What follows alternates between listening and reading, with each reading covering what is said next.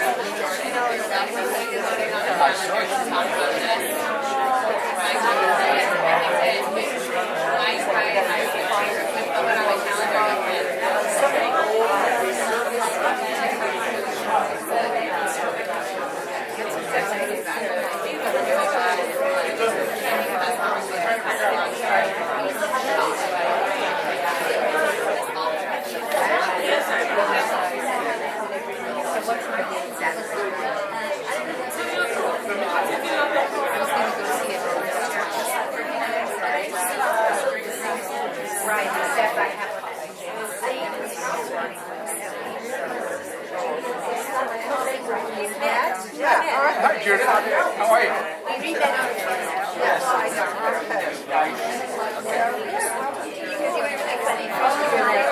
Like the distance, and then you were polite and warm. Well, you would call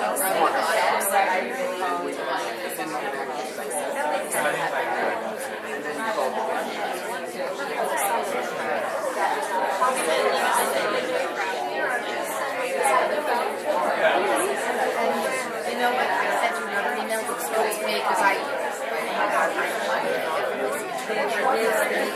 Oh, well, that's right. No.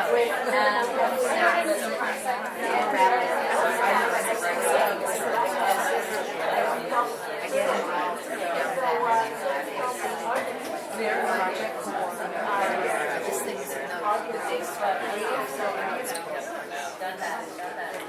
Yeah, it's like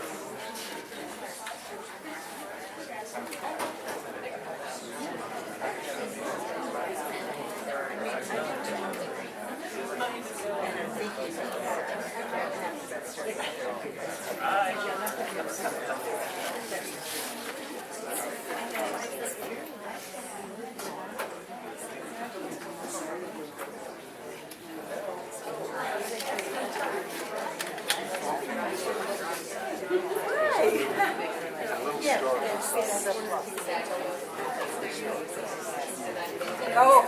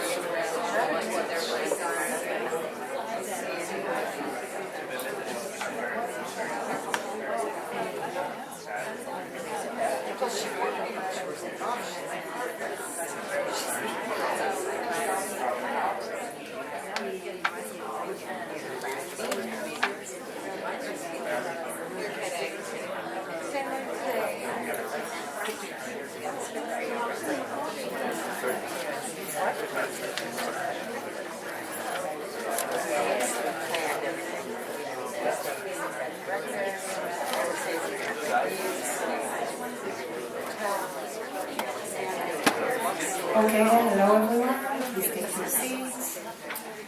I've been waiting for a few more people to come up the stairs, but we will start, not to be too late.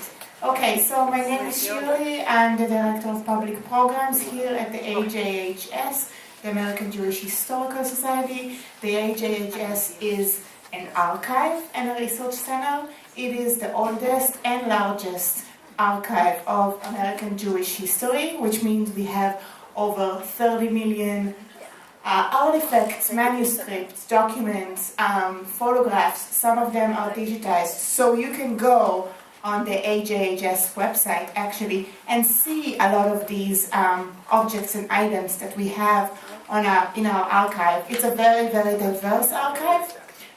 Some of the collections that we have are actually collections of famous American Jewish authors, and we're thinking about them as we are today launching and celebrating Ruby Namdar, American Israeli Jewish New York novelist, and his amazing book, The Ruined House, that was just translated from the Hebrew Abayit Asher Nachav. So we're very, very glad to have you here. If you haven't been here before, I'll just say about the Center for Jewish History in general, that the Center for Jewish History is actually home for 5 different organizations. So it's AJHS, it's LBI, the Leo Baeck Institute, it's EVO, it's the American Sephardi Federation, and the Yeshiva University Museum. We really are different organizations, but we also do work together. Today's program is co-sponsored by AJHS as well as the Center for Jewish History. I want to thank the Center for Jewish History for co-sponsoring. I also want to thank Tablet Magazine and, of course, my wonderful team, friends, partners from the 14th Street Y and Laba Theater for being such amazing partners, putting this together with us. I also want to thank our partners, the Jewish Book Council, as well as the Israeli Consulate that supported this event. And and I think I said all the thanks. Of course, I'm very, very, very grateful to have Ruby and Liel here tonight with us. So what else before I pass the mic? One quick announcement.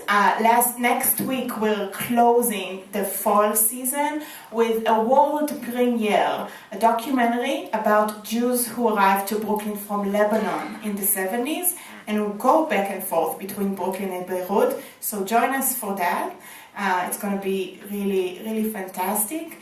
And so we're going to have basically a conversation, and then you can please welcome to stay for a reception after. And we're going to have, of course, a book sale with Ruby here signing the books. Thank you, Harriet. Again, thank you to all the partners, especially 14th Street Y and Laba. And now I'm going to pass the mic to Hanan Elstein, who's been my partner in organizing this event, and he's also the founder of the Festival of Literature, the 7th day, and he will say a few more words about the festival and about Ruby. Thank you. Thanks for coming.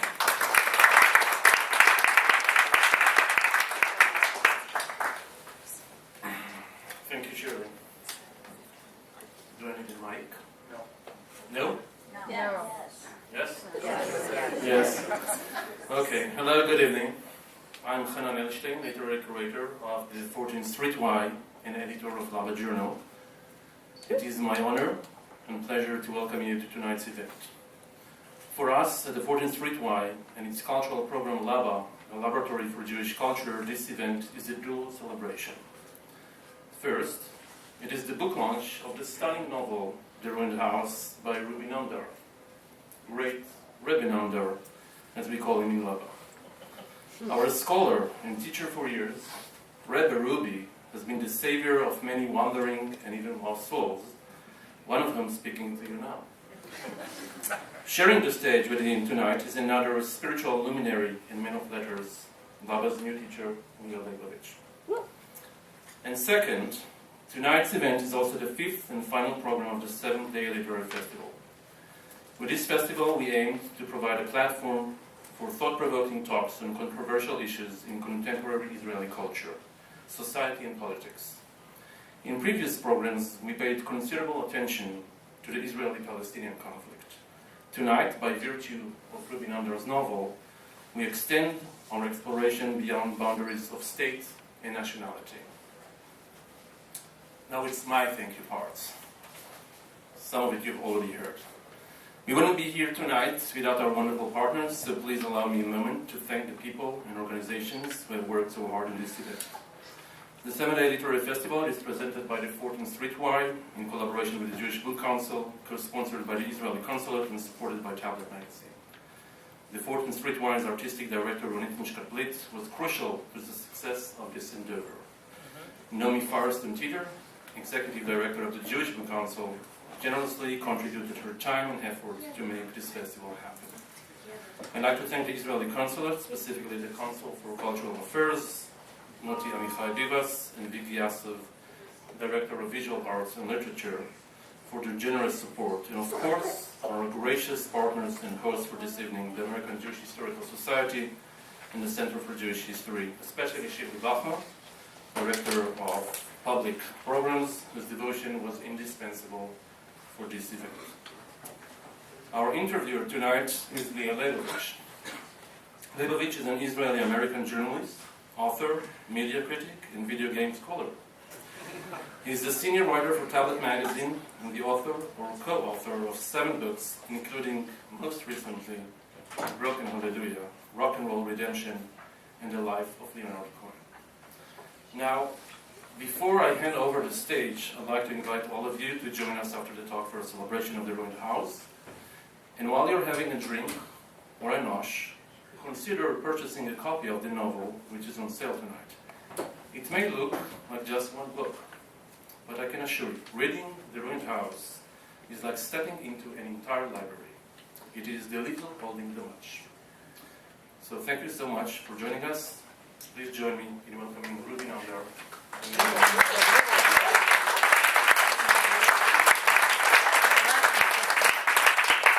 Thank you. I don't want to add to the litany of thanks, but I have to start on a heartfelt note, because in these benighted times, without organizations like Laba and the Jewish Book Council and Tablet, without people like Hanan and Ronit and Naomi, we would have very little to brighten our days. But we're here to talk about Ruby Namdar. Before we begin, I would like to do what generations of Jewish men on the Upper West Side have done for long, which is talk about myself. And I'd like to tell you a little bit about how I came to this novel. I read in the Israeli papers that there was a new award-winning book that somehow eerily incorporated the Talmud in the story about corpulent, eventually middle-aged NYU professor, and being 2 or 3 of these things, figured I should read it myself. And it took about 5 or 6 sentences for me to know that I was in the presence of arguably one of the 10 or 15 greatest books the Hebrew language has ever produced. And I did something as soon as I finished the book, which was the next day, which I had never done before, and I don't suspect I will ever do again, which is looked up the author's email and sent him a note. And after meeting, and it will not surprise you, eating, Ruben and I discovered that we have a lot in common. And so I tell you all of this to warn you that tonight's conversation will be a conversation between a moderator and a subject he admires, between 2 friends, and between 2 Israelis who've already had a field. And so we're going to throw caution to the wind, and we're just going to begin. Ruby, I want to begin with the inevitable question. Do you accept Jerusalem as Israel's undivided capital? Wait, I When need you to say this. Jerusalem, what do you mean? I love it. I love this question. You know, I actually think that the answer is it's actually important to talk about it for a minute, because I'm a Jerusalemite myself, and Yerushalmi, born there, and you know, I have opinions like every Israeli, a lot of them, all the time, informed and uninformed, and as a matter of fact, my book is about New York, but really it's about, in ways, Jerusalem, the celestial Jerusalem, if you will. And my Jerusalem, Yerushalayim Shel Mala, the upper Jerusalem. You know, in America it's dangerous. Upper Jerusalem sounds like yet another suburb. Jerusalem above 100. Jerusalem, Upper Jerusalem, but you know, for me, Jerusalem is a symbol that's not necessarily connected to the map, to the geography, topography, and politics of the place. And I think that I shouldn't do it, but I'll do it anyway.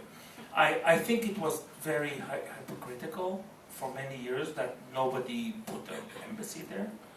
I think it's also very hypocritical that suddenly people remember to move the embassy. I mean, and I also think that it's absolutely unimportant to me as a writer and as a Hebrew author, because our Jerusalem is much more deep and embedded in the collective memory as a symbol than the quarrels, these Middle Eastern street fights, you know, that we are, unfortunately, have become the Israeli identity, yes.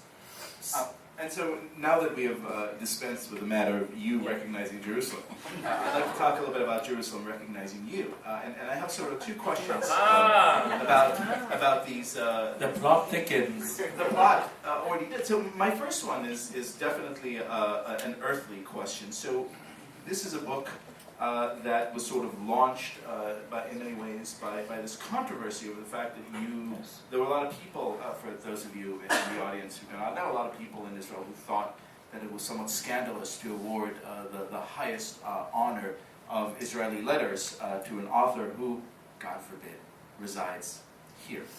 And so my first question is this.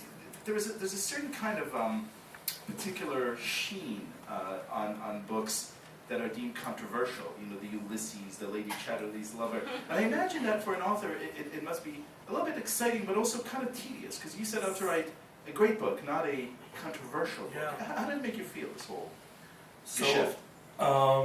Thank you for this question. It was, let me tell you what happened, for those of you who are not following the news. To begin, I came here many years ago, not as a political statement. I came because my karma carried here. The karma is sitting here with us, Carolyn Cohen, the most wonderful woman in the world. And I came, yes, and I came here because of Carolyn. And so it wasn't for me coming to America was not a clear-cut thing, and also not a statement. I just, it happened that my heart took me to another place, and we tried to live between the country. Eventually, kids came up, and we ended up living here. And this is the difference between ideology and reality, is that, people just end up doing things. And when I released the book in Israel, I had no idea what to expect, because it was a very Hebrew book, a very Hebrew novel, but not an Israeli novel.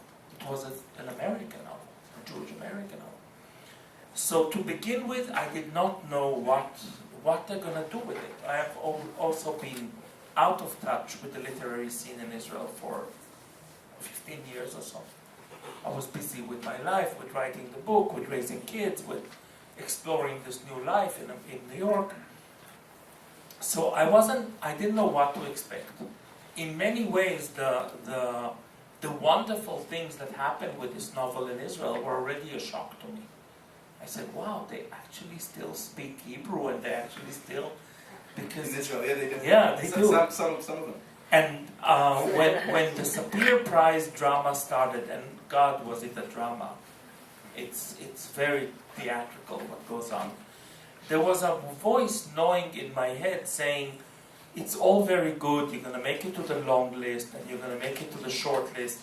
There's no way that an Israeli group of judges is going to take the risk of giving the big prize. And it's this prize is very fetishized. It goes way beyond the bookish kind of circles. I did not think that they will take that risk. And I was actually told by people in the know, you shouldn't hope to actually get the big one, because they will never do that. And lo and behold, they did. And then I was a little shocked by the quiet, by the silence after it, because I was expecting a big, oi, what are you doing? You're undoing the Zionist project. You're endorsing Yodim. How can it be? And still, after all this, I woke up one day in the spring of that year, and we're 7 hours behind because they start their balagan much earlier. And I woke up, I made my coffee, I opened my computer, and lo and behold, I have 20 emails from every journalist in the country saying, what do you have to say? So I don't know what I have to say. I looked at what they're talking about, and I was shocked. So after all this suspicion, what you saw, what I saw is articles calling you the destructor of the Zionist project. And that They took basically... Hebrew away from the promise. Yes, and that the Sapir Prize Committee has decided to put in a law, a guide, how do you call it? A bylaw in the guidelines, forbidding or preventing expat Israeli authors for submitting their work to this prize again. Yes, it was so, I'm sorry to say, it was so aggressive and almost violent, really. And it was very, very, as usual in our part of the world, it was very, very personal. On the same day, the guy was like an ex-army general who received Mifal Abayis as a way to remove him from the, we can do gossip here, but we won't. Came to Erev Chadash, an important talk show, like very, very, national TV, and basically said, I heard him greet his daughters in English on TV, and I swore that I will I will put an end to this shanda, and it will never again happen in my realm. So it was very personal. While he was talking, the video of Carolyn and I was like in the background. It became really personal, and it, for a more cynical person, it would have been a wonderful PR opportunity. I was traumatized. I know I'm smiling now, but it was actually terrible.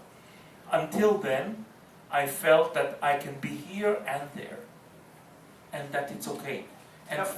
for that moment, I felt I cannot be here and I cannot be there. While we're on the subject of here, meaning there, meaning where we are right now, so even though this book is, in my opinion, in Hillel Halkin's, really celestial translation, I can't think of Yes. anyone who could have done this, but this book, and this is, I think, the flip side of the same coin, is not eligible to any one of America's great literary prizes, as you, sir, Yes. are not an American citizen. You know, I think a lot about What's going on time. with me? I don't know what. It sounds like you're a wandering Jew. Thank you. Yes, I am very, very frustrated. Yes, and Sophia Gruppen, my very, very brilliant editor here, knows that I vent to her a lot, and I'm saying, I don't believe it, I can't. It's I'm barred from here and there. It's like, I think a lot about one of our favorite characters, Cain, as you guys may call him, the vagabond, and there is something about authors who are exiled from the territory that's aligned with their language, that is Cain-like, Navanab, vagabond. And it's the most fertile situation, but it's also it's a dark place to be, because there's none of that, it's not nice to say, but I'm going to say it again, bourgeois kind of glow that the local authors have, where they're, we're carried here, everybody knows us. And you walk around like barred from there and barred from here. But at the same time, I think this is, if you remove the career and the greed and the lust for fame and what moves every artist, if you move it aside and you think only artistically, I think that's a very fertile place to be. Cain, for me, is the father of all artists and creative people, and you know what I'm talking about. I do. Give or take a murder. As A murder? No. There's a mild literary. an act of creative violence. As we are here in a room of American readers who are all uniformly, and I do mean this to a person, going to step outside after we're done here, purchase this book, and spend this weekend reading it in an act that will transform all of your lives. I want to ask you some kind questions about American readers. This is a book that is thoroughly steeped in Jewish tradition, in Jewish religion. In case you don't know, permit me to find one of these. Yes. Here. The book is interspersed with Talmud-like sections, some of which Ruby has curated, some of which Ruby has written. Here's the jerky way of asking this question. I assume that I wouldn't expect anything less. I assume that many of your readers, like your protagonist, are intellectual American Jews, the kind of person who would duck out of Kol Nidre and Yom Kippur because there's an opera concert starting. This is a scene from the book. The kind of person who probably has not picked up, Baba Kama or Baba Batra or any other page of Talmud in their life. And here you are writing a novel that in many ways is supremely demanding. What do you think would be the impact? How do you imagine the kind of encounter of an Andrew Cohen, the character in your book, with your book? I would like to go a step backwards and say, what did I imagine was my Hebrew readers' reaction to this encounter? Fair point. Right? Mm-hmm. And At least in the English we can read it. yeah, Seriously. thank you. And she's talking about the print size, because here they're actually, and also the language. Exactly. Yes. The Aramaic. Yeah. Some of the Hebrew. Mm. We'll get to the language. It's. I think that the same challenge,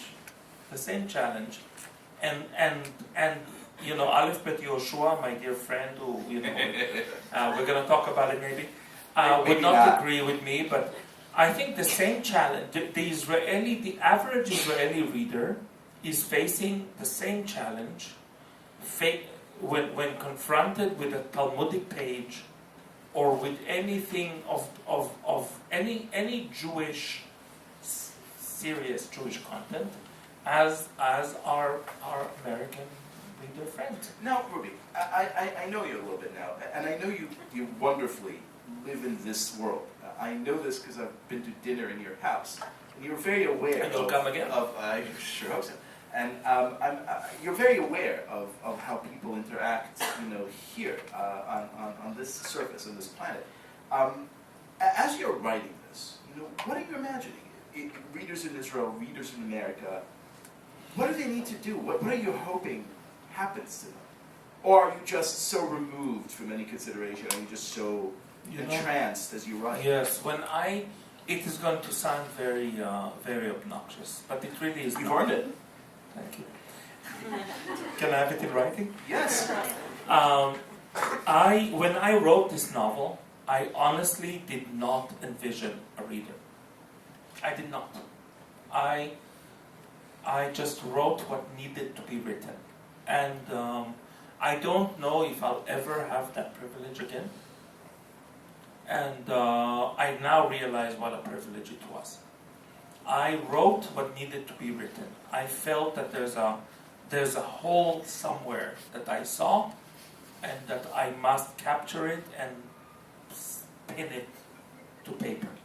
And it was the language part, it was the allusions, it was the biblical resonance, it was the Talmudic resonance, it was the symbol of the temple, for God's sake, which is the craziest symbol to pick if you want to win people's heart. I did not think twice about all this. I had nothing to lose. I was not known. I was not famous, thank God. So that the liberty, as Omar Khayyam says, the power of the powerless. I had nothing to lose. You'll never have it again, right? No. Have you? I'm thinking about Are you it. okay with Oh that? no, it's a good question.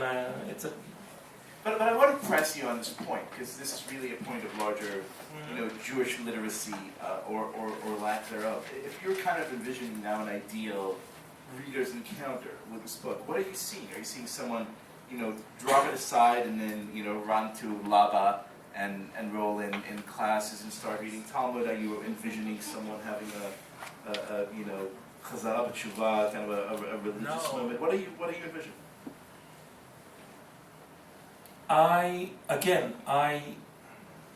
Such a good question. Try. He's pretty good at what he does, huh? I am not, having not envisioned a reader, thankfully, I did not envision my statement as an author, my mission statement. I didn't say, I must teach them this and I must teach them that. I'm very comfortable in the teacher position, as you know, but not when I write. When I write, I actually am not interested in anything that's I cannot say this word, pedagogical. I did. Pedagogical or didactic. I actually am much more interested in creating a certain tension and bringing it to stretching it to the utmost ability without a resolution and seeing where it can go. So it's the exact opposite of having an agenda that I would like to impart on you. Of course, there are hidden thoughts behind this kind of endeavor, saying, I assume and I demand of my reader to be smart, studious, curious, well-educated, and open-minded.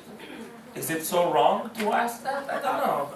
I find it very charming, Mr. Namdar, that you think that you could so, diligently and elegantly kind of skip just right above my hurdles. So let me put another one, Yes, a higher one, please. please. Thank you. As I insist to embarrass you in front of some of our friends.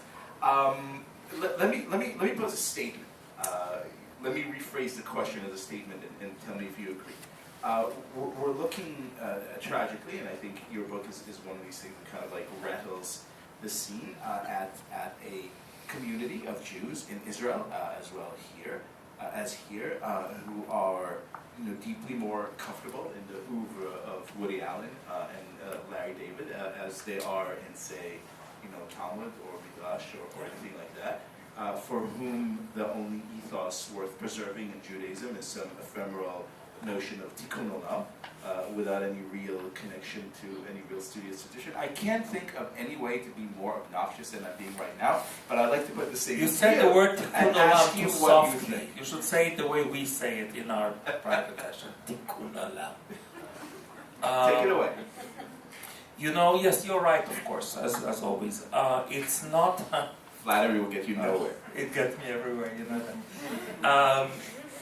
Yes, I do demand of my reader to shake off some levels of comfort and not to expect, that usual mixture of a little nostalgia, a little irony, giggliness, very, very visible effort to please everyone.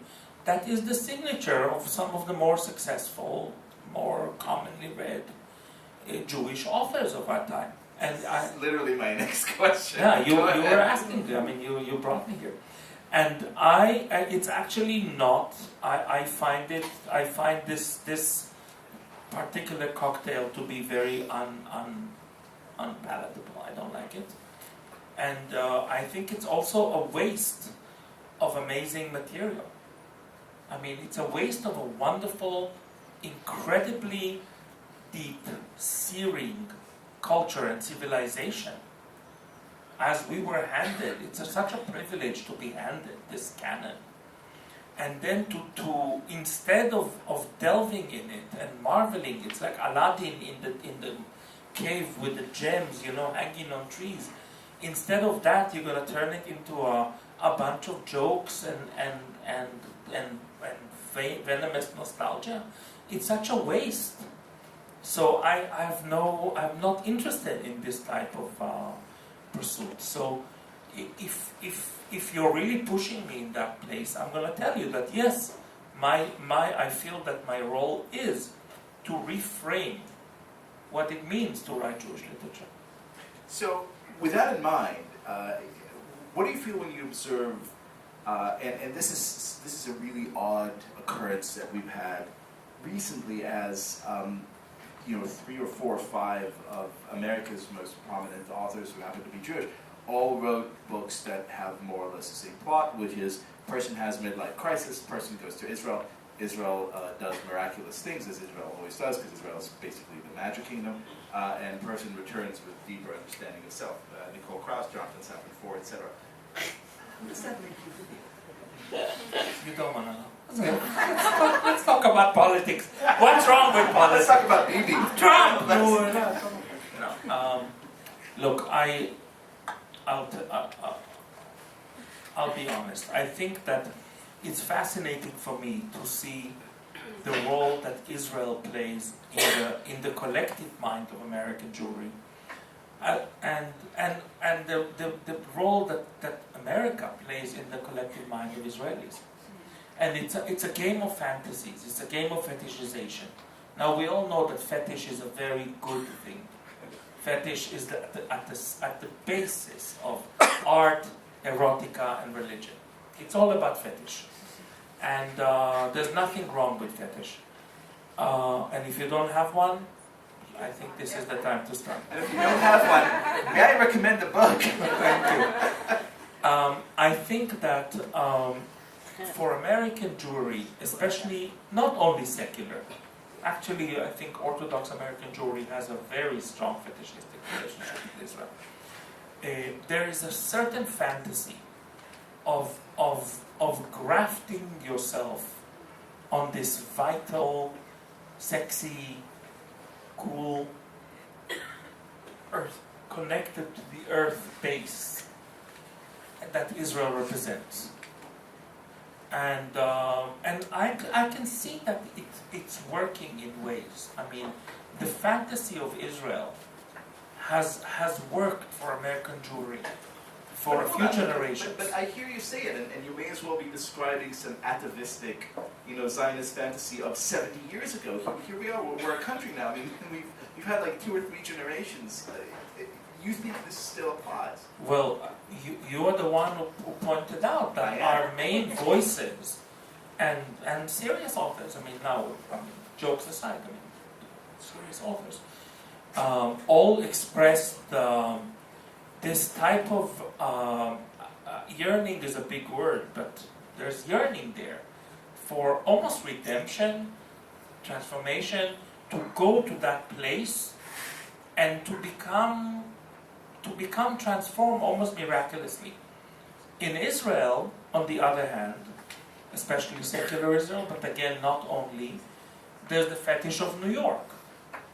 As if you go to New York and you will become, something will rub into you and you will rise to this cosmopolitan, free, infinite Become a famous author who wins great That- big awards. I know, imagine that crazy fantasy. It's crazy. What people I think they had them. But under this, there's a lot of unrest and displeasure. A state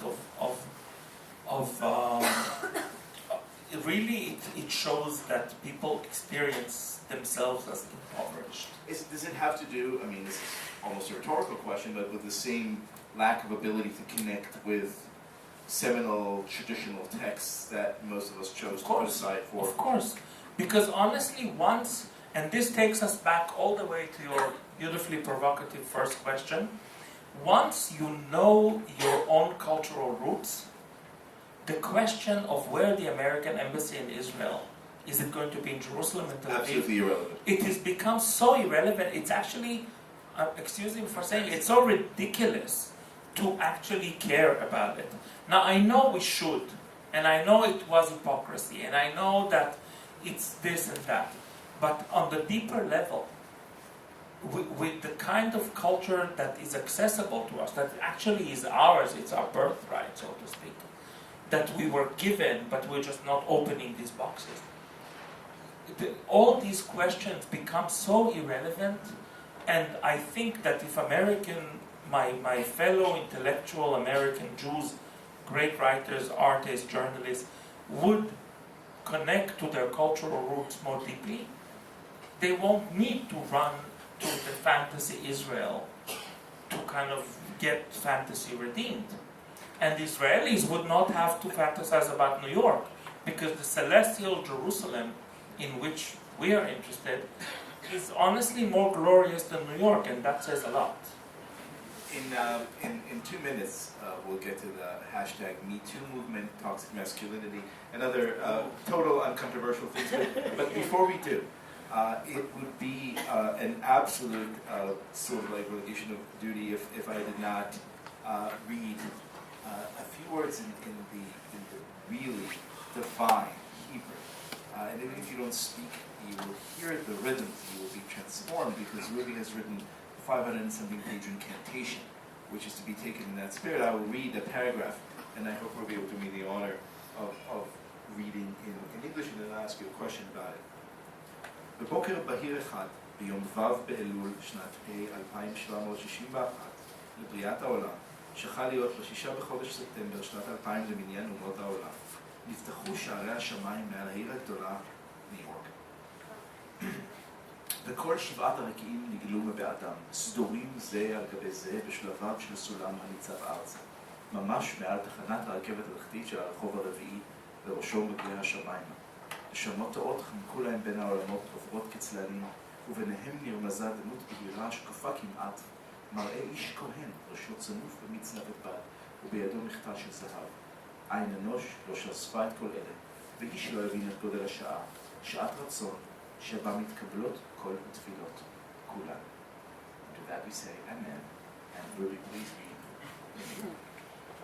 One clear morning, on the 6th day of the Hebrew month of Elul, the year 5760, counting from the creation of the world, which happened to fall on Wednesday, September 6, 2000.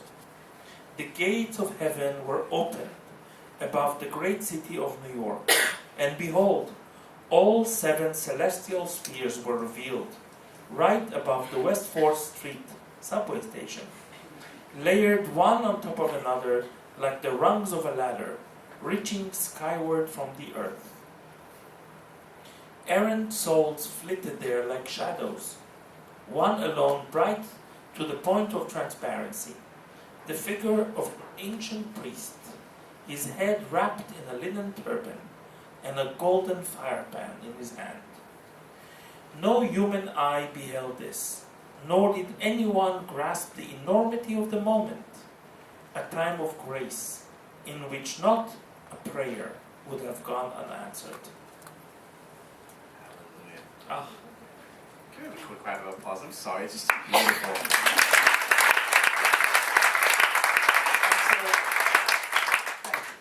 And so the unkind question beckons. Where then do you see yourself? Because we've heard the Hebrew, we've heard the English. I could easily place this book in the lineage of great Hebrew writers. Shabtai comes to mind, Yizhar comes to mind. I could just as easily put you somewhere, 2 seats down from Bello. Where do you put yourself? I am betwixt and between, which is a wonderful place to be because you can double fist. And we're all about double fisting. And growing up in Israel, right? Growing up in Israel, you don't really have access to the great American Jewish authors. You do not. You That do is not. true. It's true. And you hear here and there, there's a Melamed, as we call him, and like Bello, a little bit here and there, anecdotal, unimportant, almost like a joke. And I think that it's because it's the sociology of literature. I think the local establishment was very intimidated by the ability of diaspora Jews to produce such incredible literature. And what does it say about Zionism? Yes. Yeah, exactly. We have Brenner. Melano yesh falafel. We have Brenner. And that's an inner joke, I'm sorry. But I feel that the literary establishment pushed them away because it was too much. And instead we got our literature, which is great. But It's time to do away with such childish things. And exactly. So coming to New York, one of the wonderful things that happened to me, I came to New York in the year 2000, and I was just wide open to all the experience. So I took in this marvelous place, and the scale, and the mythology of the place, and part of this was also beginning to read in English the great Jewish American authors. And it was a revelation. It was a revelation to say, oh my God, not only do we have another set of, it's a modern Jewish canon. It's like Bavel and Jerusalem, Yerushalmi and Bavli. But we were not told that there is a Bavli. We were not told that the Jewish American literary tradition is incredible. So I just made myself a descendant of them as well, because they were so formative for me at my late age. So I have Agnon and the early Oz, some of Aleph Bet Yeshua's early stories, and other Hebrews on David Chachar and others on the right side, and I have the great American authors, Jewish American authors on the other. And you know what? When you allow this to happen, to channel both, you actually see that there is a continuity. It's very interesting. It's actually a better, bigger picture when you have a wide horizon where Agnon is on the right and Roth is on the left, and you have the full gamut. Once again, I insist on dragging you through the mud. As you mentioned, Roth, who would be the prototypical figure here, who, as you know, I utterly despise. Yes. But I like in his tradition, and in the tradition of several others, Jewish American male writers, you have a male protagonist.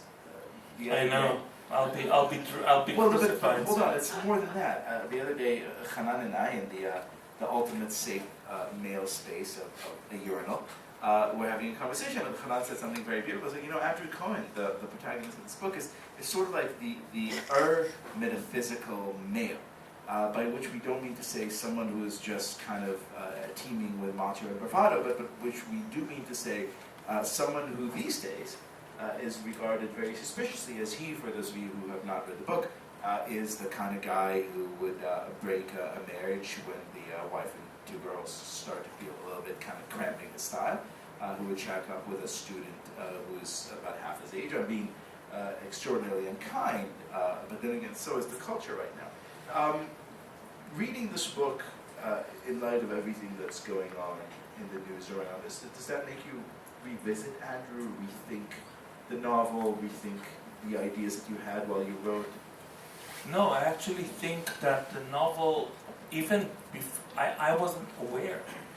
I was not aware of the fact that the novel foresaw this crisis.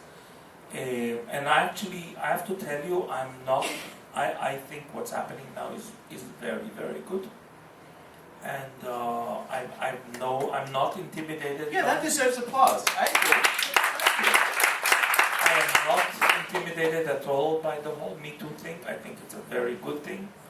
Not just because I have two young daughters that I'm sending to the world, and I do, and it's good to know, but also because I think there was something very wrong was happening for many years, and I think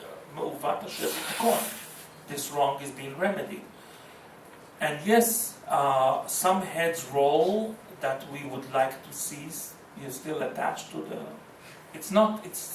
Revolutions are not pretty messy. But I want to say that when I think about the male and female tension, I also think, Kabbalistically, and I think of it as a more cosmic thing. And the book is an exploration of masculinity. It's an exploration of a dwindling masculinity. As we know, it's not. Masculinity Aging is never anything but dwindling. Yeah, I know. That's a problem. It's And nature. it's not a garden of roses to age. And I actually think that it's human. It's really about being human. And we, if anything, we learned what I think. Look, feminism is in my opinion the most important critical movement of the 20th century. Marxism was in the 19th, and feminism in the 20th. In the way that it took the thing that was so close to us, so much at home, that we didn't see, and made it clear to us that the greatest inequality and injustice was in the most intimate circles. One of the things that great feminist thinkers did is female phenomenology. Is that when they said, in order for us to exist as a separate gender, not as a shadow of the masculine, we need to explore our collective mind. And Virginia Woolf and others did a wonderful job at doing that. And in that way, I'm also their student, because I'm trying to do in this book what the great feminists did in the early 20th century, middle of 20th century, to the female psyche, is to say, okay, you're right. It's true that on ideologically we're trying to close the gap, but also we've been two different cultures living in the same household for thousands of years. And for me to explore masculinity in an intimate, brave way of, everything you write, you admit you know, right? And for me, that was inspired by the great feminist thinkers. So I don't see this as it's not a polemic. It is not. Not at all. No, it does not read like that. It reads like, as you said, like phenomenology.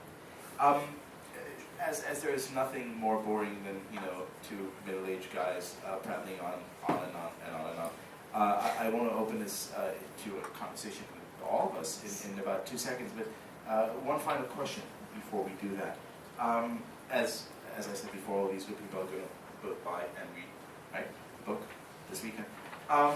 Give them some words of I don't want to say advice, but give them like something to guide them, because this is not as all things worth the time and the trouble, and all things that are truly pleasurable and meaningful. This is not an easy work.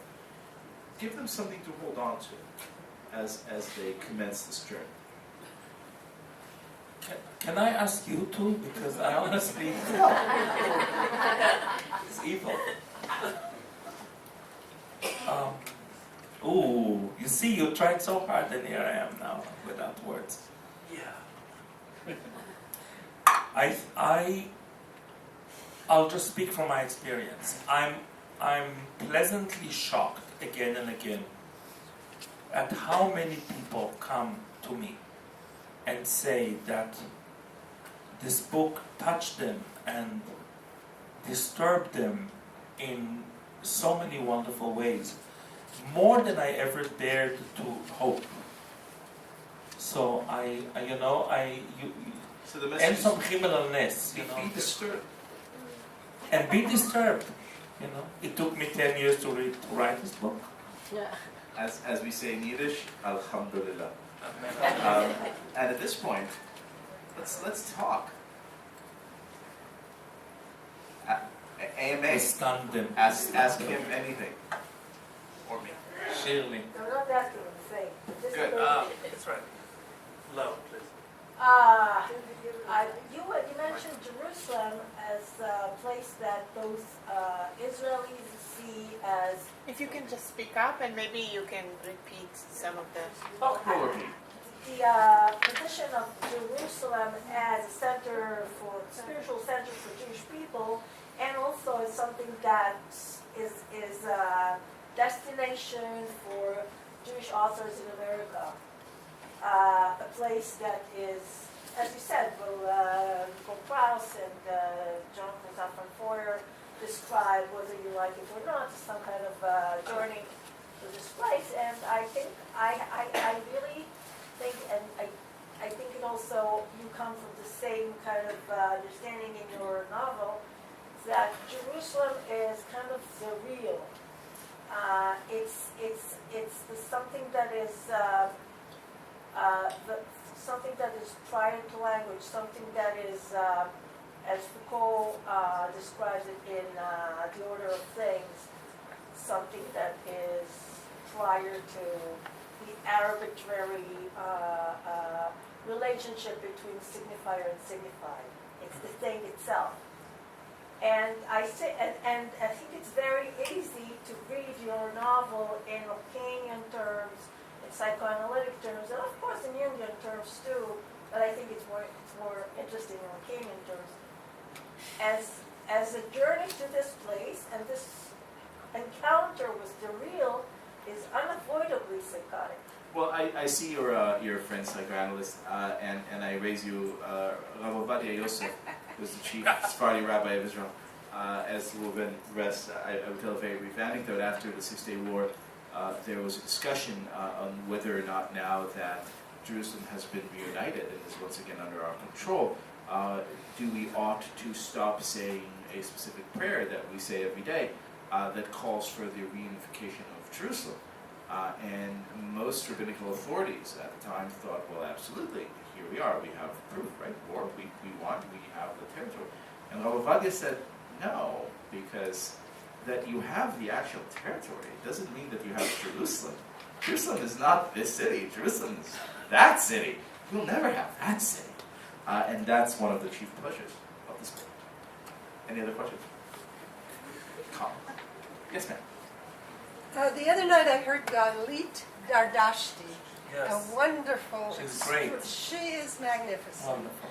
And so, in the spirit of her beautiful Iranian music, would you say something about your bio mentions your Iranian background, and to me, as a Turkish Jew even, I see that this book, which I haven't read yet, and its joys and pleasures await me, but I suggest that part of what it does is step away from a lot of Ashkenazi orientations to give an Iranian. So, anything you want to say about that? Just your Iranian background and how it really is channeled in this So book. I will repeat at Shirley's commandment, and thank you, Shirley, for all this. The question is, I'm a son of two immigrants from Iran to Israel, Persian Jews. We are from the hidden Jews of Mashhad. We lived as Marranos for many generations. It's a very interesting story in itself. That was told every year at our Seder table and has been formative to who I am. I cannot tell you honestly that my roots, my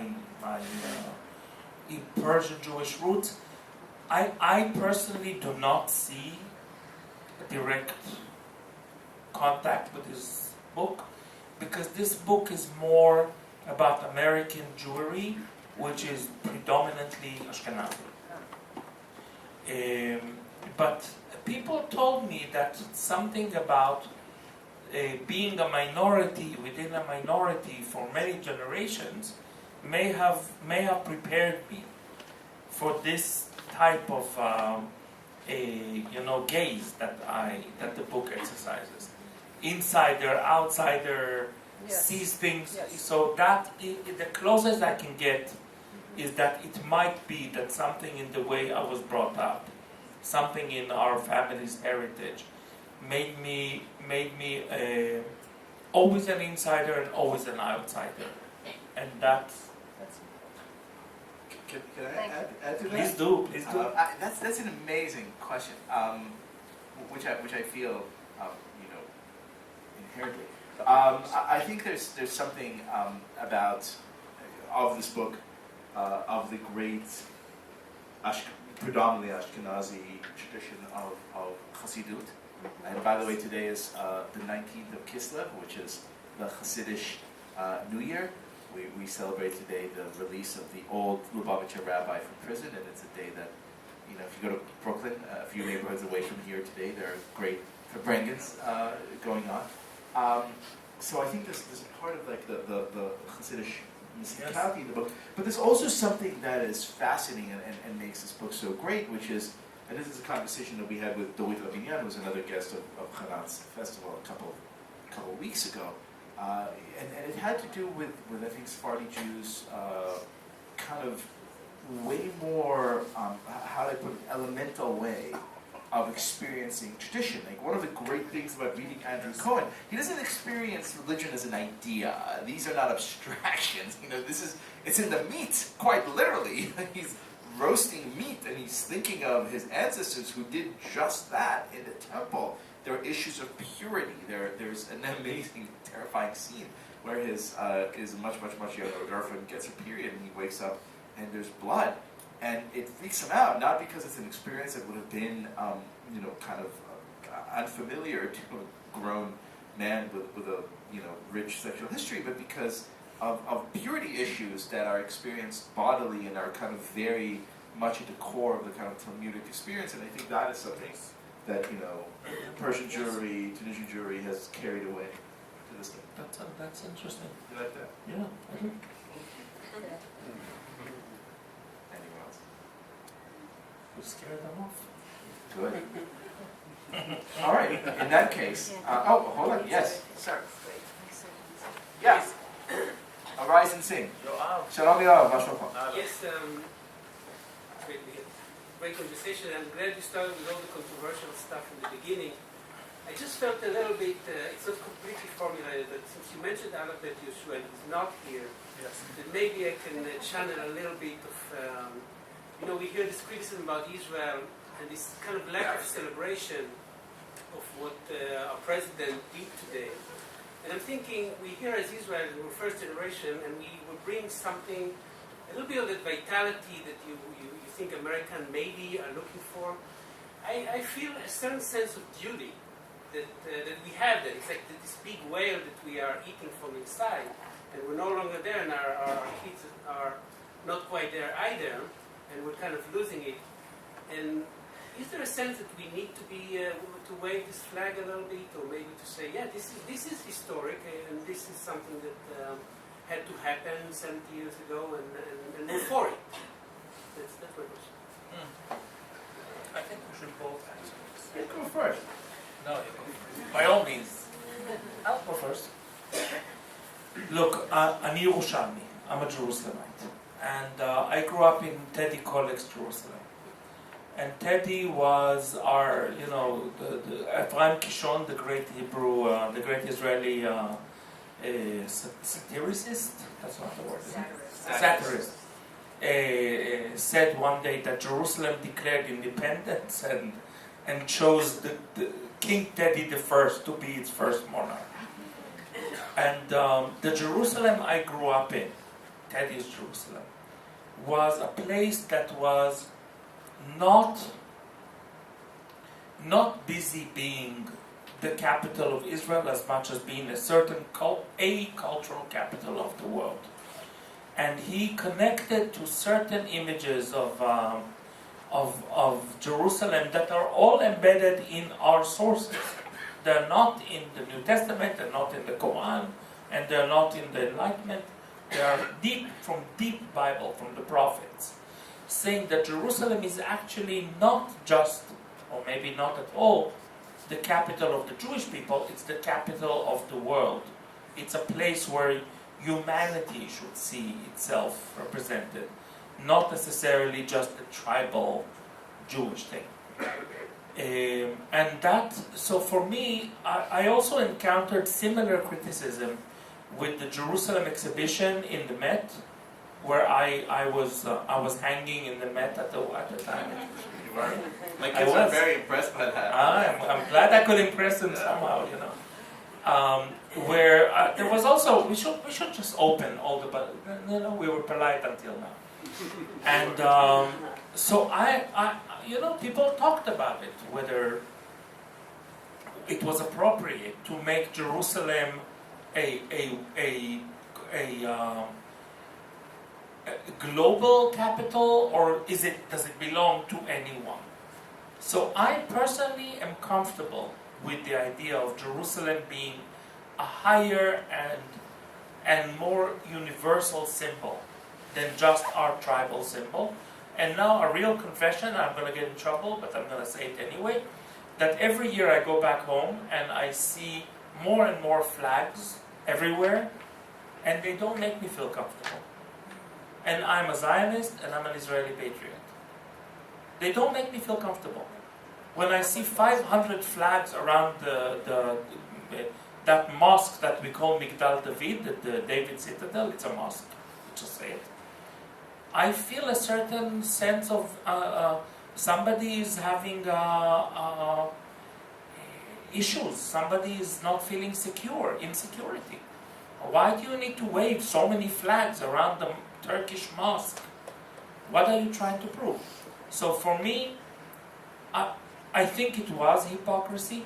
Absolutely, it was hypocrisy that all the embassies were not in West Jerusalem. It was. Let's just say it. But did I lose sleep over it? I did not. And now to Liel. Let's say you deal with it. Residing 700 degrees Yes. to the right of everyone. Anyone. Yeah, that's right. I'll say a few things, and I'll keep it brief because there's not enough bourbon in the state of New York to really, lubricate my dissent. No, don't let him get away into with this it. particular. Do elaborate. The few things that I will say is this: at the outmost external layer, I think that is absolutely a ridiculous conversation because the very definition, if I may use a technical term, of fucking sovereignty is never having to have anyone tell you where your capital is. It's wherever the fuck you want because you're a sovereign nation and it doesn't matter.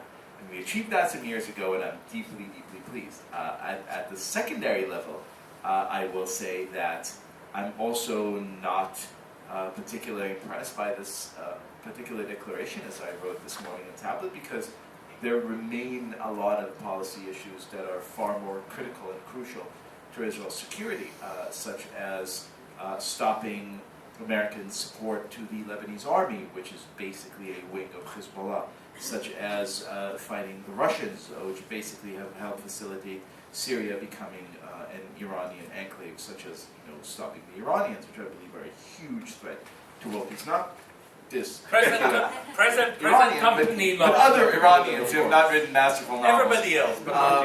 And so when I see this particular administration take serious, concrete steps to handle these threats, I'll be a little bit more impressed. But that having been said, I would be lying if I said that part of me didn't feel absolutely giddy yesterday. And the giddiness came from this sort of feeling that actually connects, I think, very beautifully to Ruby's book, which is a feeling of what happens when the celestial and the earthly meet. I have long come to see Donald Trump, about whom I've written about, 3 million, venomous, vehement words of criticism and calumny. I've come to see him as an instrument of divine punishment. To me, he's a biblical plague. He's not a person. He's here to remind us of everything that we're doing wrong. And one of the things that we're doing wrong is we're being very, very stupid and very, very, very hypocritical. And not just in the way that we treat Jerusalem, but also in the way that when I think, and here I'm going to lose all the applause I got 2 seconds ago, but when I see, for example, Jews say, well, it is absolutely crucial to allow everyone the right to pray at the Kotel, men and women, to which I say, right on. But by the way, the same freedom of religion does not apply for Jews who want to pray on Temple Mount, because that's a very sensitive issue. I say, wait, what? If we support the freedom of religion everywhere, we should support it everywhere, for everyone, at any point. Jews, Muslims, and Christians at any site, and never let anyone who says, we will start 3 days of rage if you dare do this move that only validates what everyone has known for 70 years. That to me is very, very childish. So hopefully this will be the beginning of some awakening, which again is literally the plot to Ruby's book. It's what happens when past and present kind of meet in this terrifying way in the body of one poor Jew who collapses, but to our benefit. Collapses to our benefit. That's right. I love that. Sarah, you had a question? Sitting right next to you. Hi. Hi. I'm an Israeli and I've been living in New York for about 3 years as a student. And I was really touched when you were talking about the controversy around the Sapir Award, when you said that you had that feeling of like you cannot be here and there at the same time. And I guess I want some optimism. And I was wondering if you have any moments that you can recall or the moments when you feel like you can be here and there, because I've been feeling a lot of the same. Yes. First of all, you've been here for 3 years, so you have 7 more years to write an absolute masterpiece in 2 languages, just saying. So, you're good. Ruby? Good. I feel that that moment in time where I felt that I'm neither here nor there was unusual. Because ever since I got here, I actually, in New York, how much of a foreigner can you feel in New York? Let's be honest. Also, the world has changed, or at least our world has changed, and culture has changed, and I feel that there is more opportunity to be particular and universalist, local and global, here and there, than there's ever been before. So, this week, this traumatic week, I've yet to write about this one day. This traumatic week where suddenly I felt that I'm neither here nor there, it passed, thankfully. Right now, I feel that it is a continuum, and it should be a continuum. As Jews and in general, that we are all over the place, and then there's a place. We don't all have to be in the place as long as they acknowledge the place that's Israel. And if we're going to talk about Zionism, I think that, everybody talks about the 2 models of Zionism, Herzl and Echad Ha'am. Of course, it's nonsense because Herzl's idea of Zionism was more far-fetched than Echad Ha'am. So let's just say Ben Gurion, who thought everybody has to come to Israel right now or else. And Echad Ha'am, we thought that the idea of Zionism is that there should be a certain focal point, perhaps, that's in Zion, that's going to rearrange Jewish thinking in a way that grounds it but doesn't shackle it to the territory. And if it does very well, one day it will send its best and brightest to New York Yes, to write exactly. the great Hebrew novel. So I actually think that it needed, we needed the first stage of Tzionut Medinit, of very concrete, very territorial Zionism, to establish a certain presence in Israel, in the lands of Israel, Palestine, whatever you want to call it, Eretz Israel, and to create, for me, the greatest achievement is the Hebrew, to create the Hebrew territory.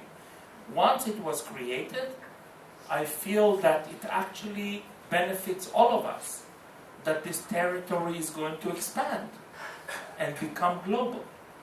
For me, this is a victory of Zionism. It's not a failure. So I'm back in that feeling. And I think that the world in which we live, privileged to live, enables us to be betwixt and between and not just feel the tragedy of it, but also the wonderful opportunity in it. Any more? More? And so, Wine. on that happy Our note, wonderful bookseller is waving the book. My books and also outside. Thank you. Sure. Thank you very much. Thank you so much. Stand in us for the reception, take some files, buy the book, and take some customers.